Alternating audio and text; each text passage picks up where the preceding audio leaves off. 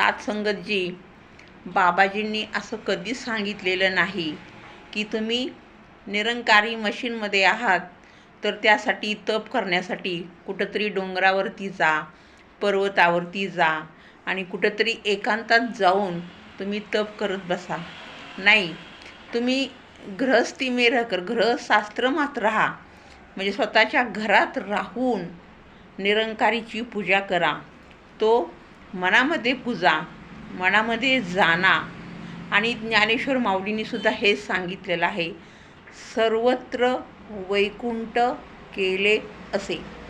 माऊली पण हे सांगतात की मनात आणलं तर प्रत्येक ठिकाणी आपण वैकुंठ करू शकतो.